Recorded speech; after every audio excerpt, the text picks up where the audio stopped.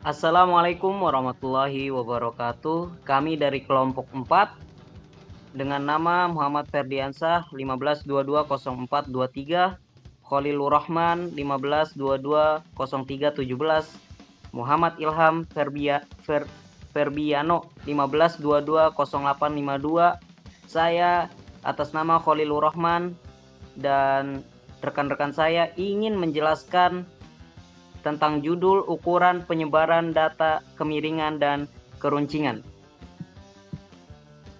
Kata pengantar, puji syukur kehadirat Tuhan Yang Maha Esa karena telah rahmat, taufik, dan hidayahnya kami dapat menyelesaikan makalah ukuran penyebaran data kemiringan dan keruncingan ini dengan baik.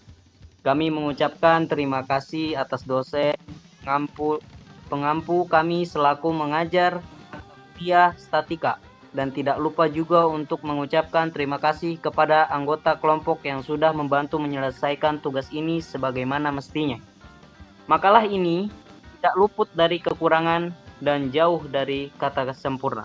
Oleh karena itu, kami menerima saran dan kritikan dalam upaya memperbaiki makalah ini, sehingga akan menghasilkan makalah yang lebih baik lagi.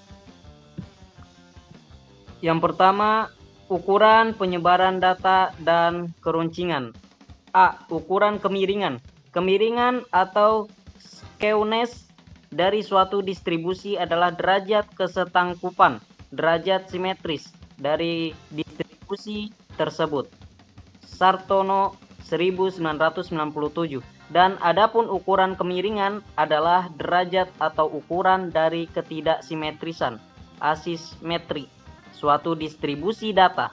Dapat pula dikatakan ukuran kemiringan adalah harga yang menunjukkan sebagai jauh distribusi itu menyimpang dari simetris. Jika kita tinjau berdasarkan kemiringan suatu kurva, distribusi dapat dikelompokkan menjadi 3 bagian, itu sebagai berikut. Yang pertama, ada simetris, menunjukkan letak nilai rata-rata hitung, media, dan modus perhimpit, atau perkisar di satu titik.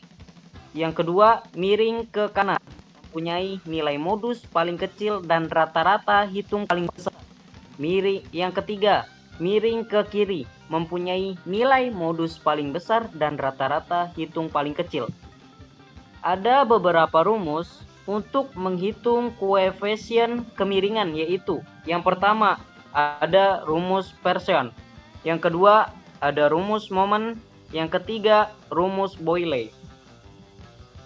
Ukuran penyebaran data dan keruncingan. Pengertian ukuran keruncingan atau kurtosis, data ukuran keruncingan. Kurtosis adalah ukuran mengenai tinggi, rendahnya, atau runcingnya suatu kurva. Keruncingan distribusi data adalah derajat atau ukuran tinggi derajat puncak suatu distribusi data terhadap distribusi normalnya data. Keruncingan distribusi data disebutkan kurtosis. Ada 3 jenis derajat keruncingan, yaitu yang pertama ada leptokurtis jika puncak relatif tinggi, yang kedua mesokurtis jika puncak normal, yang ketiga platikurtis jika puncak terlalu rendah atau datar. Yang pertama, koefisien keruncingan. Koefisien keruncingan atau koefisien kurtosis dilambangkan dengan A4 atau alfa 4.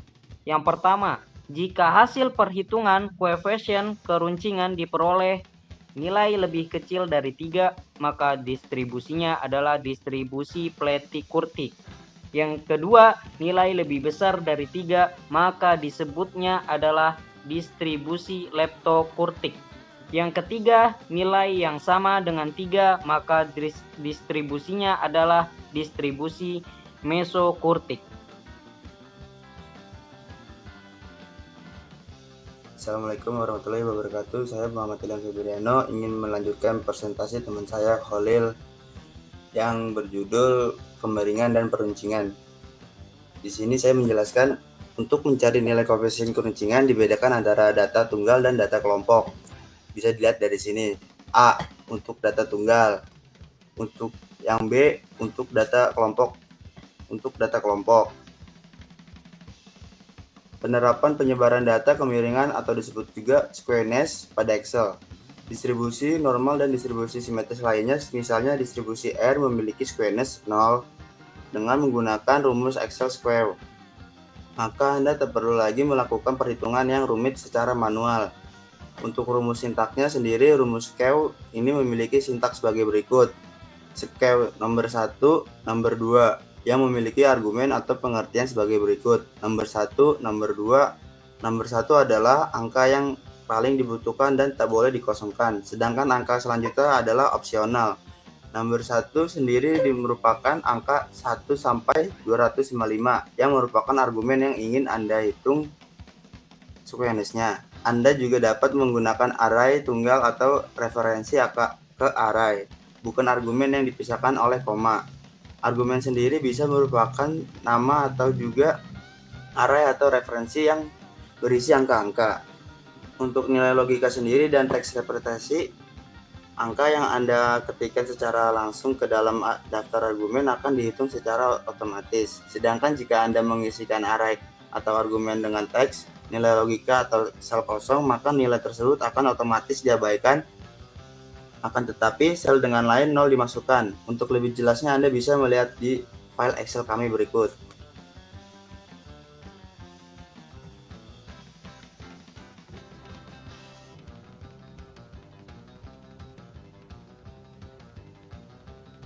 Ini Excel kami yang berjudul peruncingan dan kemiringan. Bisa dilihat secara langsung.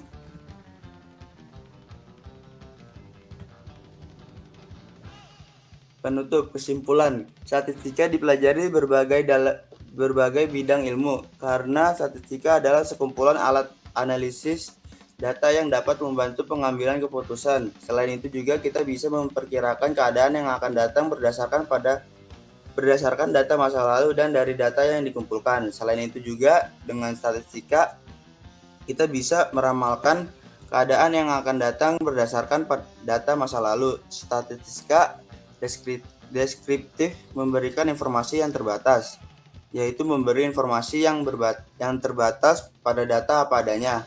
Oleh karenanya pemakai statistik deskriptif tidak dapat mengambil kesimpulan yang umum atas data yang terbatas.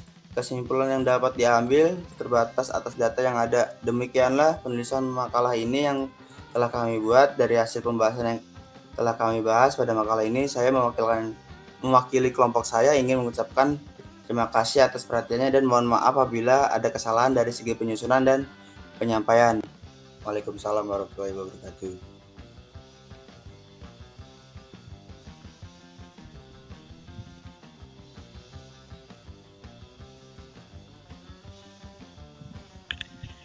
Assalamualaikum warahmatullahi wabarakatuh. Saya Muhammad Ferdiansyah dari kelompok 4.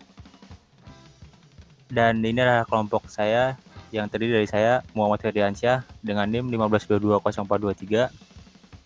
Yang kedua Khalil Nur Rahman dengan NIM 15220317. Yang ketiga Muhammad Ilham Febriano dengan NIM 15220852.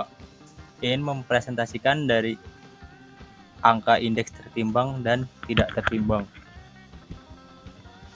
Kata pengantar, puji syukur kehadirat Tuhan Yang Maha Esa karena dengan rahmat, taufik dan hidayahnya, kami dapat menyelesaikan makalah angka indeks tertimbang dan tidak tertimbang ini dengan baik.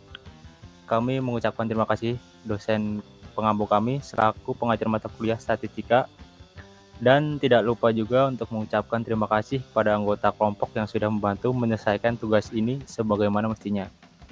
Makalah ini tidak luput dari kekurangan dan jauh dari kata sempurna. Oleh karena itu, kami menerima saran dan kritikannya dalam upaya memperbaiki makalah ini, sehingga akan menghasilkan makalah yang lebih baik lagi. Pembahasan pertama jenis atau penggunaan. A. Indeks harga, price index. Mengukur perubahan harga barang, misalnya indeks harga konsumen, indeks harga perdagangan besar, indeks harga yang dibayar dan diterima petani. B. Indeks kuantitas, quantity index. Mengukur kuantitas suatu barang yang diproduksi, dikonsumsi maupun dijual, misalnya indeks produksi beras, indeks konsumsi kedelai, indeks penjualan jagung. C. Indeks nilai, value index, perubahan nilai dari suatu barang baik yang dihasilkan, diimpor maupun diekspor, misalnya indeks ekspor kopra. Jenis cara penentuan. A. Indeks tidak tertimbang. Indeks tidak tertimbang dalam pembuatannya tidak memasukkan faktor yang mempengaruhi naik turunnya angka indeks. 1. Metode angka relatif. Yang kedua, metode agregat gabungan. Yang ketiga, metode rata-rata relatif. A. Indeks tertimbang. Indeks tertimbang memasukkan faktor yang mempengaruhi naik turunnya angka indeks. Yang pertama, metode agregat sederhana tertimbang. 2. Metode Last Payers. Ketiga, metode Paasche. 4. Metode Drobich. 5. Metode Irving-Fisher. Yang keenam, metode Marshall-Edgeworth. Berikut ada rumus-rumusnya. Yang pertama, angka indeks sederhana. 2. Indeks Last Payers. Indeks Paasche. Indeks Drobich. Indeks Fisher. Indeks Edgeworth. Keterangan bisa dibaca. Lalu angka indeks tidak tertimbang, metode angka relatif, ini rumusnya. Yang kedua, metode angka agregat gabungan. Metode rata-rata relatif, keterangannya ada di sini.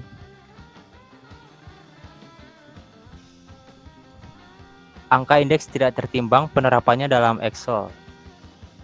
1. Untuk mencari indeks last price, masukkan data ke dalam sheet Miss Excel. Yang kedua, masukkan sektor pada kolom A, data harga pada pasar. Pada kolom B, harga berlaku pada kolom C dan kuantitas dan pada kolom D.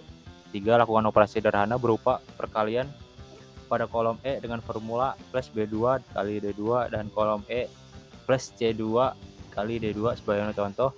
4. Lakukan operasi penjumlahan dengan formula add sum E2 titik 2 E4 pada kolom E baris kelima, begitu pula pada kolom F5.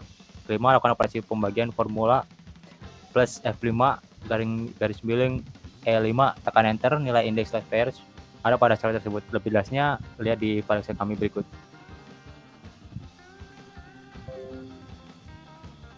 Berikut adalah file Excel dari kelompok indeks angka.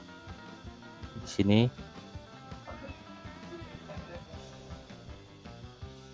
penutup. Kesimpulan, statistika dipelajari di berbagai bidang ilmu karena statistika adalah sekumpulan alat analisis data yang dapat membantu dalam pengambilan keputusan. Selain itu juga kita bisa memperkirakan keadaan yang akan datang berdasarkan data masa lalu dan dari data yang dikumpulkan. Selain itu juga dengan statistika kita bisa meramalkan keadaan yang akan datang berdasarkan data masa lalu. Statistika deskriptif memberikan informasi yang terbatas, yaitu memberi informasi yang terbatas pada data padanya. Oleh karenanya, pemakai statistik deskriptif tidak dapat mengambil kesimpulan yang umum atas data yang terbatas. Kesimpulan dapat diambil terbatas atas data yang ada. Demikianlah penulisan makalah ini yang telah kami buat dari hasil pembahasan yang telah kami bahas pada makalah ini. Saya mewakili kelompok saya, kelompok 4, ingin mengucapkan ucapan terima kasih atas perhatiannya dan mohon maaf apabila ada kesalahan dari segi penyusunan dan penyampaian. Wassalamualaikum warahmatullahi wabarakatuh.